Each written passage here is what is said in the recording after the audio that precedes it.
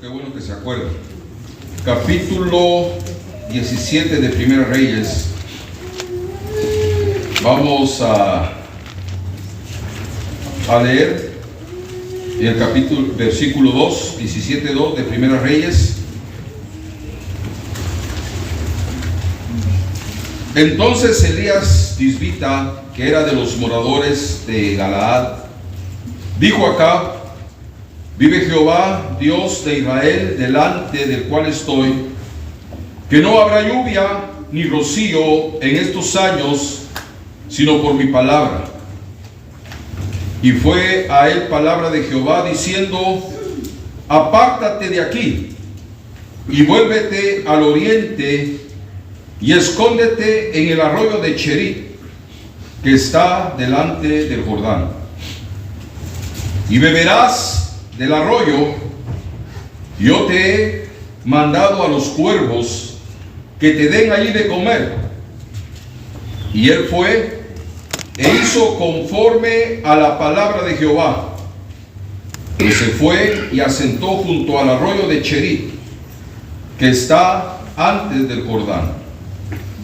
Y los cuervos le traían pan y carne por la mañana, y pan y carne a la tarde, y bebía del arroyo. Pasados algunos días secóse el arroyo, porque no había llovido sobre la tierra. Cerramos nuestros ojos.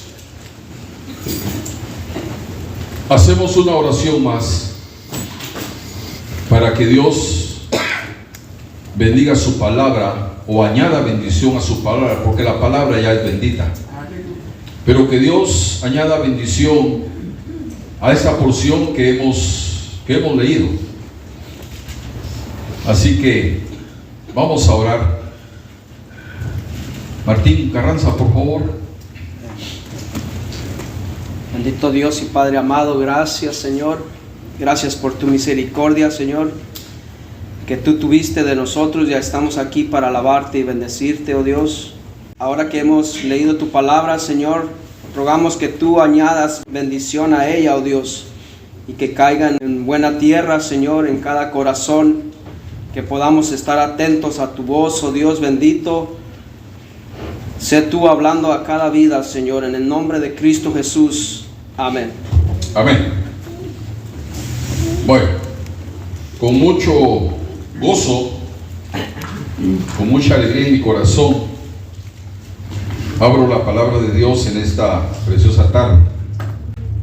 Alguien me decía antenoche,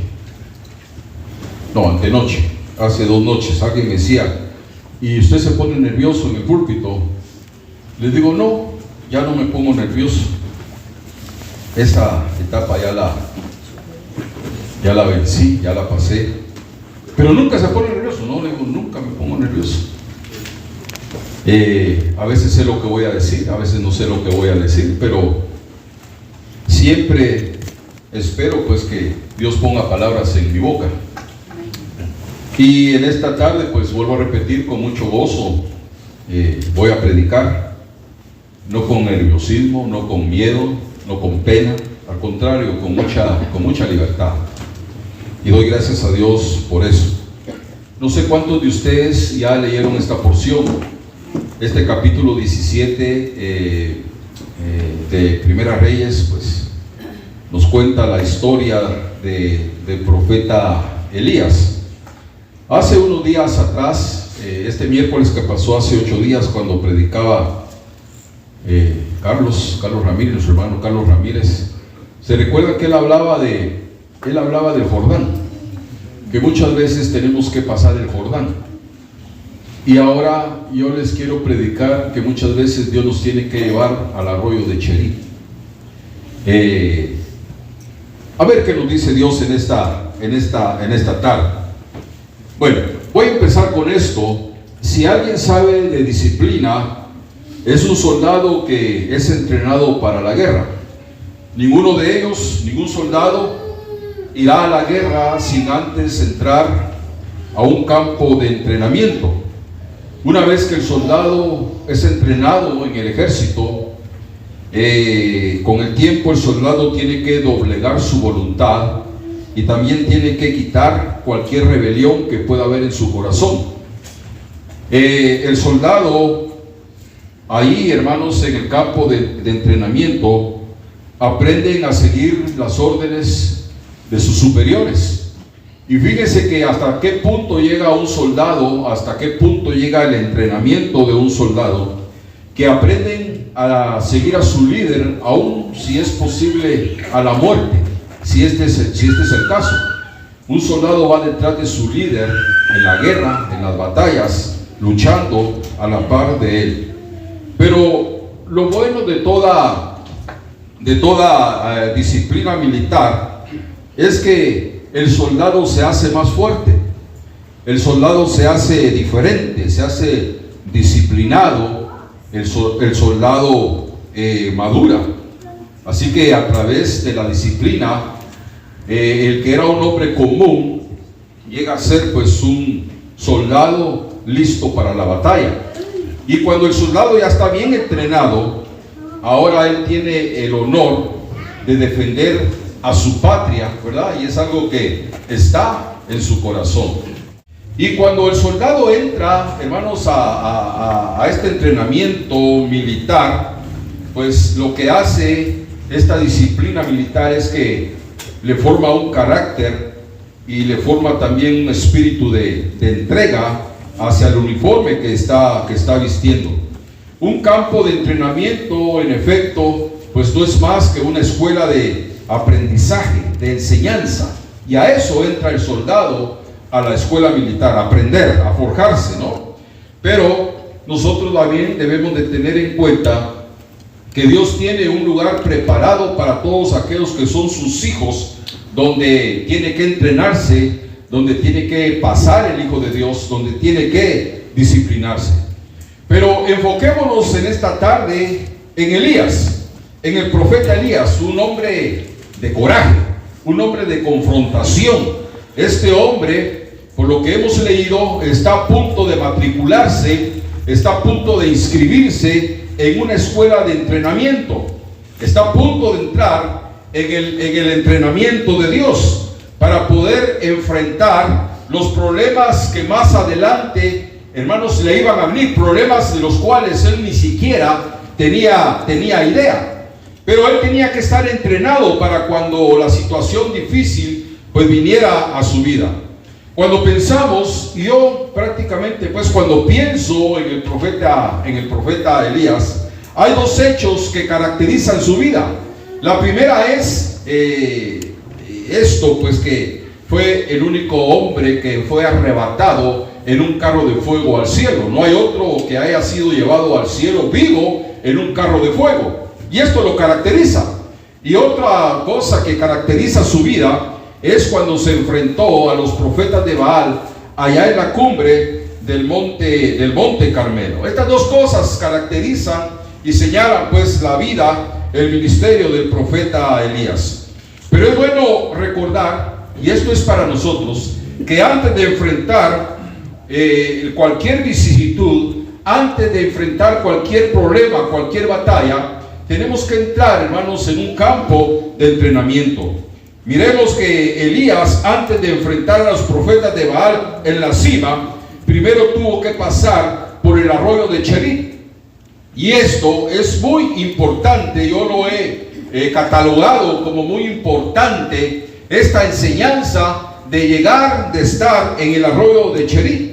Porque antes de que Dios use a cualquiera de nosotros, para que Dios use a cualquier miembro de la iglesia, antes tiene que prepararlo, antes tiene que llevarlo a una escuela de entrenamiento, ¿verdad? Porque no puede haber victoria si antes no hay una disciplina. Cualquier victoria tiene que ir marcada por la disciplina. El creyente, hermanos, el Hijo de Dios, debe de pasar por el arroyo de Cherit, en el valle, si desea que Dios lo use en la cumbre. Miremos la vida del profeta Elías. Primero miremos el lugar a donde Dios le ordena que vaya. No le dice que se esconda ahí en la ciudad, no lo manda al palacio del rey, sino que lo lleva a un lugar alejado. El contexto de lo que hemos leído en esta tarde nos dice que Elías se presenta delante del rey Acab y le da un mensaje, le da unas palabras de juicio y le dice que no va a haber lluvia durante 3 años y medio. La lluvia va a escasear. En aquel tiempo, hermanos, en ese tiempo, Israel no tenía los recursos tecnológicos con los que contamos nosotros el día de hoy. Porque hoy aquí, por ejemplo, en los Estados Unidos, cuando llueve, ¿verdad?, hay sistemas para poder guardar el agua. Las autoridades pueden aprovechar cuando el hielo se derrite, ¿no? Para que así cuando haya sequía, cuando no llueva, pues haya todavía agua abundante para nosotros, los que vivimos en este país. Pero Israel no tenía esos avances tecnológicos. Así que si dejaba de llover, pues era indiscutible que iba a morir la vegetación, el ganado iba a morir por falta de agua y claro está, pues iba a venir una hambruna terrible. Entonces Elías se presenta delante del profeta Acab y le dice estas palabras, ¿verdad? Palabras de juicio de parte de Dios, que durante 3 días o 3 años y medio no iba a haber lluvia. Pero inmediatamente después de que da el mensaje de juicio, vamos a ver que el Señor le manda y le dice que salga de ahí del palacio, que salga de la ciudad y que se vaya a un arroyo solitario. Ustedes todos sabemos que es un arroyo, ¿verdad? Un arroyo es una corriente de agua pequeña, ¿verdad? Es un río bien pequeño, no es un río caudaloso, sino que es algo pequeño. Entonces Dios le manda a Elías que se vaya al arroyo de Cherit, a un lugar solitario, a un lugar donde iba a estar completamente solo. El asunto es que él quería transformar al profeta, lo quería hacer un ministerio diferente, porque si ustedes miran el versículo 1 dice Elías Tisbita, ¿verdad? Pero si ya miran más adelante, después de todo lo que pasó, en el versículo 24, ya no dice Elías Tisbita, sino que dice Elías, el varón de Dios. Ya había sido cambiado, ya había sido transformado, y todo esto se llevó a cabo en el arroyo de Cherit. Para lograr todo esto, hermanos, Dios lo envía a una escuela. Dios, cuando quiere cambiarnos, cuando quiere transformarnos, cuando quiere hacernos diferente, nos tiene que llevar a la escuela de entrenamiento, un lugar llamado el arroyo de Cherit. ¿Me están escuchando? Y ojalá que me lleven pues el hilo de este mensaje. Yo me puse a buscar qué quiere decir la palabra Cherit, porque cada nombre tiene un significado. Y la palabra Cherit quiere decir cortado o separado. Y eso fue lo que Dios hizo con Elías. Después de que Elías da el mensaje de juicio, Dios lo quita, Dios lo corta del ojo público, ¿verdad? Dios lo quita de en medio de la ciudad para trabajar en él, en aquel lugar llamado el arroyo de Cherit. Una de las lecciones más importantes y más duras que el Hijo de Dios, hermanos, tendrá que aprender es que Dios tiene, hermanos, en sus planes, Dios tiene, hermanos, que enviarnos a algún Cherit, algún arroyo de Cherit, para que nosotros seamos utilizados para honra y gloria de su nombre. Fíjense que en lo que leímos, el versículo 3, Dios le dice a Elías: escóndete, escóndete, escóndete. Lo quita, lo aparta, lo separa del ojo público. Escóndete. Esto es, lo lleva a un lugar oculto, a un lugar separado. Cherit, por naturaleza, hermanos, es un lugar duro y un lugar solitario. Y ahí lo lleva.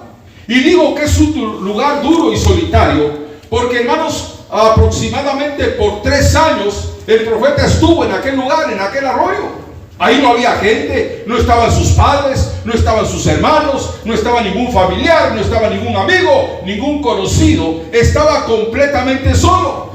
¿Se puede usted imaginar pasar, hermanos, cerca de 3 años en una completa soledad, sin ver a nadie, sin platicar con nadie?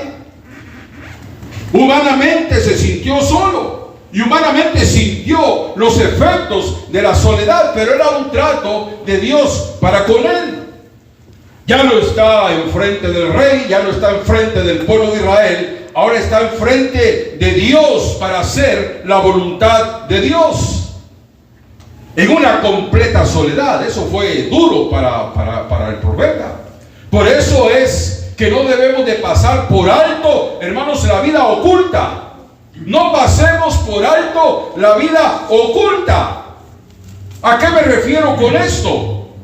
Hermanos, Elías fue quitado, vuelvo a repetir, de la vista pública y se convirtió en aquella soledad en un hombre de Dios. Allá solo, sin ninguna compañía, sin ningún compañerismo. Fue ahí donde él, hermanos, aprendió a confiar totalmente en Dios. Fue ahí donde él se convertiría en un profeta de Dios, en un auténtico profeta de Dios. Ahí se vio obligado a depender y apoyarse más en el Señor, porque fue Dios el que lo sostuvo en aquel lugar. Todos tenemos que aprender el valor de la vida oculta. ¿A qué me refiero con eso? Cuando nosotros venimos aquí a la iglesia y nos juntamos para alabar a Dios, y estamos, hermanos, y unimos nuestras voces para alabar a Dios, y estamos en comunión en este lugar, dice la palabra de Dios que este es el lugar donde Dios envía bendición y vida eterna. Este es el lugar donde la Biblia dice que miremos cuán agradable, cuán precioso es habitar los hermanos igualmente en uno. Porque aquí es donde Dios envía esa bendición y vida eterna.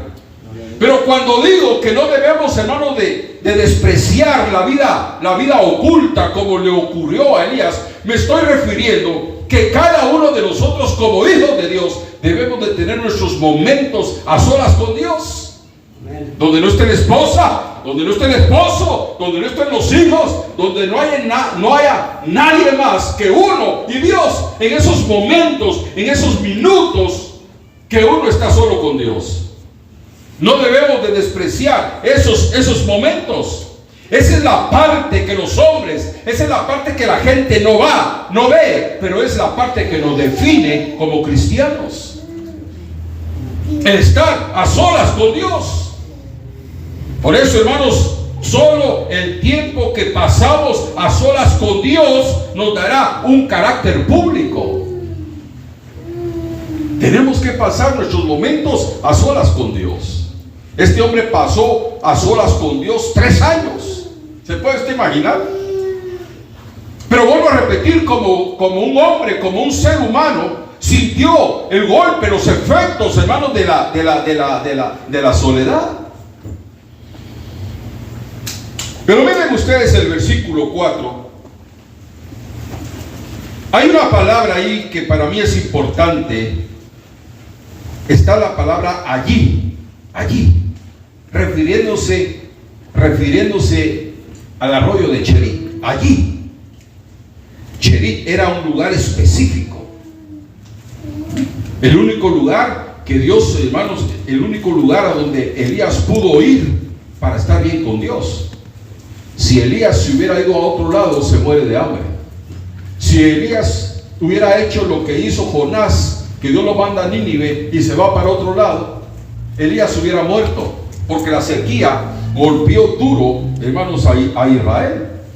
Entonces dice, allí, en Cherit, ahí era donde Dios, hermanos, lo iba a mantener, donde Dios lo iba a sostener. Dios había ordenado provisiones para Elías en el arroyo de Cherit. Ahí era donde Dios lo iba a alimentar. Obviamente era un lugar difícil, un lugar duro. Era un lugar de dolor. ¿A quién le gusta el dolor? ¿A quién le gusta la enfermedad? ¿A quién le gustan los problemas económicos? A nadie. A nadie de nosotros nos gustan todas estas cosas. Pero lo que sí debemos de aprender, hermanos, en esta tarde, es que el Dios que nos envía a Cherit es el Dios, hermanos, que tiene las provisiones para nuestra vida. Por eso nuestra vida no depende del señor, de la señora, del manager, no. Nuestra vida depende de Dios, porque Él sabe lo que está haciendo en nuestra vida. Estamos en una escuela, estamos en un entrenamiento y muchas veces es duro. Pero Dios sabe lo que está haciendo en nuestra vida. Si Dios nos lleva a ese punto, si Dios nos lleva a pasar por esa situación difícil, hermanos, es Dios el que nos va a sostener. Es Dios el que nos va a sostener. Y posiblemente muchos van a reaccionar de una manera distinta. Tal vez unos van a reaccionar, hermanos, rebelándose en contra de Dios. ¿Por qué estoy así? ¿Por qué me pasa esto? ¿Por qué me ha venido esto? Pero muchos otros, ¿verdad?, van a reaccionar de la forma en que reaccionó Elías, con paciencia, a esperar en el tiempo de Dios. Entonces, hay situaciones, ¿verdad?, no solamente de pasar el Jordán, hay situaciones que, hermanos, Dios nos tiene que llevar al arroyo de Cherit. Al arroyo de Cherit. Así que hay un lugar para usted, si es hijo de Dios, que Él ha ordenado, donde tiene que ir a prepararse, a entrenarse, si es hijo de Dios. Tal vez en el tiempo pasado, tal vez usted ya pasó por el arroyo de Cherit, ya pasó por una situación difícil, una enfermedad difícil, un problema difícil, una situación difícil. Posiblemente el día de hoy muchos estén pasando por su Cherit, a otros posiblemente el Cherit los está esperando allá adelante. Pero todos, si somos hijos de Dios, tenemos que pasar por situaciones difíciles. Dios le dijo a Elías que se escondiera en el arroyo por dos razones. Primero, para protegerlo, por protección. Acab, hermanos, se volvió enemigo del profeta porque el profeta le decía sus verdades. Y si Acab lo andaba buscando, es indiscutible que estaba usando todo el ejército de Israel para buscarlo. Entonces Dios lo esconde para protegerlo, pero también lo escondió para entrenarlo, para prepararlo. Pero la promesa de Dios es que las necesidades de Elías iban a ser cubiertas mientras él se mantuviera ahí, dentro de la voluntad de Dios. Y este es un principio que gobierna la economía de Dios. Dios al que llama por hijo, hermanos, siempre ese hijo, esa hija va a estar acompañado de la provisión de Dios. No le va a faltar. Me recuerdo, mi papá decía, el agua te puede llegar aquí, decía, ¿verdad? Aquí puede llegar el agua, pero no va a pasar. Porque aunque uno siente que se está ahogando, todavía tiene la nariz para respirar. Y así es Dios. Debemos de saber que antes de que surja la necesidad de nuestra vida, ya Dios lo tiene todo organizado. Mire, cuando yo leía esto de Elías, cómo Dios lo manda al arroyo de Cherit, fíjese que Dios en su amor y en su misericordia, cuando hizo la tierra, en el capítulo 1 de Génesis, que Dios creó la tierra, desde ese momento que estaba creando la tierra, desde ese momento Él crió el arroyo de Cherit. ¿Y sabe por qué? Porque Él sabía que años más tarde, y posiblemente cientos de años más tarde, iba a llevar a su profeta, y el profeta iba a tener necesidad de tomar agua del arroyo. O sea que ese arroyo estaba preparado desde mucho antes que Elías llegara, hermanos, al arroyo. Dios ya lo tenía todo preparado. Ya había ordenado que los cuervos le llevaran comida. Ahí aparecían los cuervos, ¿verdad? ¿Usted conoce los cuervos? Pajarotes negros así. Le llevaban comida, dice la Biblia, en la mañana y en la tarde. Cómo Dios cuidó del profeta a través de unos cuervos. Esto nos permite saber que a Dios absolutamente nada en nuestra vida lo toma por sorpresa. ¿Por qué me pasa eso? ¿Será que Dios se olvidó de mí? ¿Será que Dios se descuidó de mí? No. Todo tiene un propósito de parte de Dios. Al Cherit que somos llevados, hermanos, siempre va a estar equipado con la provisión de Dios. Este Dios que servimos nosotros el día de hoy es un Dios que estuvo en el futuro. Pero ese Dios que nosotros servimos hoy ya estuvo en el mañana. Nada lo toma por sorpresa. Nada lo toma por sorpresa. Él sabe absolutamente todo. Y a veces hay verdades en el futuro, ¿verdad? En nuestro futuro que no las podemos entender, no las podemos comprender, pero sí las podemos disfrutar. Hay cosas que yo no entiendo, ¿verdad? Cómo Dios obra, hay cosas que yo no las entiendo. Pero aunque no las entiendo, las puedo disfrutar. Disfrutamos de lo que Dios, hermanos, hace. Antes de cada amanecer, antes de que abramos nuestros ojos en la mañana, Dios ya está ahí. Ya está ahí. Y como Dios, hermanos, en su amor y en su misericordia, ha puesto desde la mañana, ha puesto todo lo que necesitamos durante el día. Como Dios dirige nuestros pasos durante el día. ¿No es cierto que muchas veces usted va para su trabajo, va manejando y de repente cruza, ¿verdad? No toma el camino de siempre, lo que cruza, y por allá vuelve. Dios librándolo de algo. Por eso dice el capítulo 37 y versículo 23 del libro de los Salmos, que es por Jehová, no por un pastor, no por un ministro, no por un miembro de la iglesia, es por Jehová que son ordenados los pasos del hombre. O sea que desde que usted se levante en la mañana, usted ya tiene lo que vamos a necesitar durante el día. Ya lo tiene. Porque así es el Dios a quien nosotros servimos. Ahora, fíjense que en la estadía de Cherit, del arroyo, Dios usó, hermanos, ese su preciado líquido para mantener pues a Elías. Usó los cuervos para alimentarlo. Pero una cosa que llama la atención es cómo los cuervos no se comían la carne. Porque usted sabe que los cuervos comen carne y son carroñeros. Los cuervos comen carne de un animal muerto. Sin embargo, Dios usó cuervos para llevarle raciones de comida al profeta. Ahí aparecían los cuervos en la mañana, ¿verdad? Es un milagro. A saber a qué horas, 8 o 9 de la mañana, ahí llegaban los cuervos se paraban, ¿verdad? Con la carne, con el pan, aquel comía y del arroyo tomaba agua. Esa comida de la mañana lo mantenía hasta para la tarde, que volvían a llegar los cuervos. Mire qué milagro es. Y no se comían los cuervos la carne. Mire qué cosa más tremenda, hermanos, cómo Dios puede suspender las leyes naturales para, hermanos, satisfacer las necesidades de sus hijos. Porque ahí lo que hizo Dios fue que, hermanos, suspendió las leyes naturales, no dejó que los cuervos se comieran la carne. Y miren lo que Dios hace para satisfacer nuestras necesidades. Por eso Dios no nos deja, no nos abandona.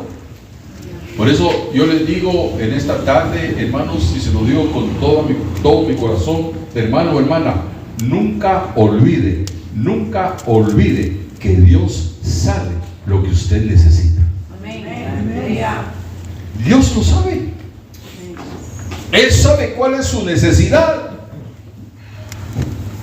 Dice cómo Elías, por lo que él aprendió, las experiencias que vivió en el arroyo de Cherit, ya no tuvo dudas sobre la manera como Dios lo iba a sostener durante el resto de su vida profética, durante el resto de su ministerio profético. Porque, hermanos, quedó muy claro que la confianza que le produjo Dios en ese tiempo en el arroyo, esa confianza iba a ser usada para regresar con Acab. O no con Acab, sino iba a ser usada esa confianza para orar, para que la lluvia regresara otra vez. Porque oró, dice la Biblia, para que no cayera lluvia por 3 años y medio. Y al final de los 3 años y medio volvió a orar y la lluvia cayó. O sea que, mire cómo Dios a través de su profeta cerró, hermanos, el cielo. Él no fue al arroyo de Cherit a pasar un día de camping. No, Dios lo llevó a vivir ahí, en la soledad, solo. Yo me pongo a pensar que qué terrible debe ser, ¿verdad? 3 años solo en el arroyo. sin ver a nadie, sin platicar con nadie, sin tener una relación con otro ser humano. Eso debe haber sido duro para él. Pero se necesitaba que él estuviera el tiempo que Dios había establecido para poder enfrentarse más tarde a los profetas de Baal en la cumbre del monte Carmelo de Baal. Dios lo preparó para ese momento, porque cuando él llega, hermanos, y degolla, le vuela el cuello a los profetas de Baal, y Dios le contesta por fuego. Eso lo pueden leer ustedes ahí. Cuando Dios le contesta, yo pienso que ese fue el momento en que llegó a la cumbre, a la cúspide de su ministerio. Pero antes de llegar a la cumbre de su ministerio, tuvo que pasar por Cherith. Por lo tanto, hermanos, en aquella sequía lo mejor para Elías era vivir al lado del arroyo. Porque así es como se cumplen los planes de Dios. Y los planes de Dios hay que obedecerlos al pie de la letra, para que todo salga bien. Pero ahora tenemos un problema. Hay un problema aquí. Tenemos un problema con el arroyo. Y es que el abundante líquido, el agua, empezó a disminuir hasta que quedó completamente seco. El arroyo se secó. Un día se levantó Elías, como ya no había llovido, no había agua. Un día se levantó Elías, fue al arroyo a querer lavarse la cara. Ya no había agua. Y si no había agua para beber, mucho menos iba a haber agua para bañarse. El arroyo se secó por completo. Lo alcanzó la sequía. Toda vegetación que estaba ahí, tal vez que le daba sombra, la vegetación que estaba a la orilla del arroyo se secó. Los animales murieron por falta de agua. La vida se acabó. Entonces yo pienso que al haber estado 3 años ahí en el arroyo de Cherith, solo, en solitario, ahora Dios lo lleva a un nivel más profundo de tribulación, porque le quita el agua. Los pájaros ya no llegaron. Lo atacó el hambre, lo atacó la sed. Los cuervos indiscutiblemente murieron por la sequía, por la falta de agua. Él estaba muy tranquilo ahí, pues a pesar de que estaba en la soledad, pero no sufría porque ahí tenía agua y ahí tenía la comida. Pero vino Dios y le quita todo. ¿Sabe qué me enseña esto a mí? Que ese Dios que nos proporciona agua, que ese Dios que nos da su bendición, también tiene la autoridad para cerrar el grifo. Está lo difícil, ¿no? Puede cerrar el grifo. Así es nuestro Dios. Así es el Dios que tenemos. Pero oigan esto que le voy a decir, hermanos, y por favor tómenlo bien en su corazón. No siempre un arroyo seco es señal de que Dios está disgustado. No siempre que el arroyo se seca en nuestra vida quiere decir que hemos cometido un pecado, sino que es un trato de Dios. Mire Abraham, lo dice Santiago, lo dice el profeta Isaías, que Abraham fue llamado el amigo de Dios. Y aparte de eso, Abraham era un profeta, o sea que era un hombre que tenía una relación buena con Dios. Pero sin ningún motivo, sin ninguna aparente justificación, Dios le dice que sacrifique a su hijo. Dios le dice que mate a su hijo. Ahora, ¿había pecado Abraham? ¿Había cometido algún fallo? ¿Estaba mal su relación con Dios para que Dios le pidiera la vida de su hijo? No. Era Dios probando su corazón. Miremos a José. José en la tierra de Egipto. Viene aquella mujer y lo agarra y le dice: duerme conmigo, acuéstate conmigo. ¿Y qué le dice aquel jovencito? Tenía 17 años. Cualquiera hubiera dicho: en el mundo, qué suerte la mía. ¿Qué le dijo José? Dice que se le zafó, dejó la camisa y le dijo: ¿cómo haría yo este gran mal y pecaría contra Dios? Pecó, no pecó, pero a pesar de que se mantuvo en su santidad, en su pureza, en su limpieza, a pesar de que no pecó, lo metieron 13 años a la cárcel. Y no porque había pecado, era un trato de Dios. Entonces muchas veces, si el arroyo se seca en nuestra vida, eso no es señal de que Dios esté enojado con nosotros, sino que es un trato de Dios. Por eso no nos sorprendamos que muchas veces el arroyo en nuestra vida se seque, aun cuando estamos sirviendo a Dios. Porque esos son los planes. Dios sabe, Él sabe lo que está haciendo, Él sabe lo que hace. Mire, al Señor Jesús dice que Él no conoció pecado, ni siquiera en su mente un pensamiento malo de pecado se atravesó por su mente. Nadie ha vivido la vida intachable que vivió Jesús. Pero cuando ora a su Padre en el Getsemaní, su oración no fue contestada. Y no porque estaba en pecado, sino porque era la voluntad de Dios, era un trato de Dios. Ese era el plan de Dios. Entonces, cuando muchas veces nuestro arroyo se seca y entramos en una tribulación, sea cual sea, Dios lo permite porque quiere llevarnos a experiencias mejores, porque todo tiene un porqué de parte de Dios. Dios no hace las cosas al azar, y a veces las cosas que Dios hace nos parecen una locura porque no las entendemos. Pero miren cómo Dios saca al profeta del escenario público y lo envió a vivir a un lugar solitario. La única compañía que tenía Dios eran unos pájaros negros, ¿verdad?, que le venían a hacer la entrega de comida. Esa era la única compañía, en la mañana y por la tarde. Ahora el arroyo se seca. Ahora, Elías sintió los efectos terribles de la sed y del hambre. Ya no llegaron los pájaros, el arroyo se secó. ¿Cómo se sintió Elías? Como ser humano se sintió abandonado, como ser humano se sintió afligido. Porque dice Santiago capítulo 5 y versículo 17 que Elías era hombre sujeto a pasiones semejantes a nosotros. ¿Se que era un ser humano? Cuando vio que no hubo agua y dieron las 9, las 10, las 11, las 12 y los pájaros no aparecieron, ni aparecieron en la tarde, se afligió. Como humanos uno se puede afligir,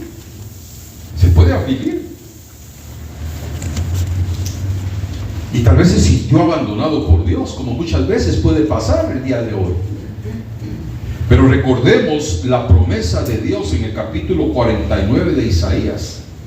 Dice la Biblia: olvidaráse la mujer de lo que parió para dejar de compadecerse del fruto de su vientre. Aunque ella se olvide, aunque la madre se olvide de sus hijos, dice, ¿verdad?, yo no me olvidaré de ti. Aleluya.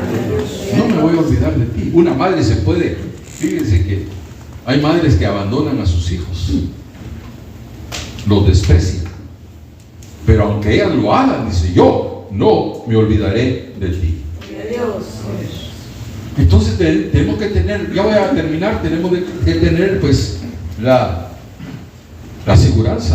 seguridad de que Dios está con nosotros. Dice que Elías aprendió la lección del arroyo de Cherí. Elías aprendió la lección del arroyo seco. Y Dios muchas veces permite estas situaciones en nuestra vida porque tiene algo más grande para nosotros. Y para que en los momentos difíciles aprendamos, como lo hizo Elías, a confiar y a esperar en Él. Yo sé que muchos de ustedes, yo también, hemos pasado por situaciones difíciles.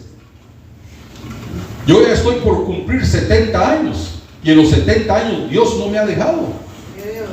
Me las he visto a palitos, pero Dios no me ha dejado. Dios ha estado conmigo, así como ha estado con ustedes. Por eso es que Dios sabía que antes que Elías pudiera estar en la cima del monte Carmelo, era necesario pasar primero, ¿verdad?, por el arroyo de Cherit. Y ahí poder experimentar las situaciones difíciles de la vida. Y esta es la misma verdad para nosotros. No siempre la vida va a ser un camino de rosas. Yo les he dicho en otras ocasiones, la tierra prometida, cuando Israel entró a la tierra prometida, la tierra no era una tierra plana, no era una tierra de valles, solo de valles, no, eran valles, habían barrancos, pero también habían cimas. Muchas veces vamos a estar en paz en el valle, tranquilo, todo marcha bien. De repente, ¡pum!, ahí viene el barranco. Empezamos las situaciones difíciles, el cambio en nuestra vida. Vienen problemas, vienen enfermedades, vienen necesidades. Pero mi papá decía, ese es únicamente un tramo del camino, decía, ¿verdad? Porque muchas veces cuando ya estamos allá abajo, otra vez empezamos a subir y Dios nos lleva a la cima. Y es para que en el valle, en el barranco o en la montaña aprendamos a esperar en Dios, que confiemos en Dios. Entonces, como hijos de Dios, necesitamos la escuela del arroyo de Cherit para ser usados en la cumbre. Por eso, hermanos, lo que hoy es su lucha, lo que hoy es su enfermedad, lo que hoy es su aflicción, lo que hoy es su tribulación, mañana va a ser su testimonio, porque Dios lo va a sacar en victoria. No puede testificar en la cumbre si primero no ha pasado por el arroyo de Cherit.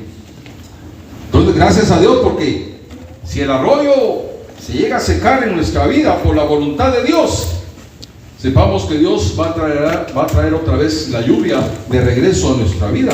Aprendamos a esperar en Dios. Aprendamos a confiar en Dios. Dios permite muchas cosas en nuestra vida para hacernos cristianos robustos. Ahora, cuando Dios cierra una puerta, no nos deja encerrados. Cuando Dios cierra una puerta, Él abre otra.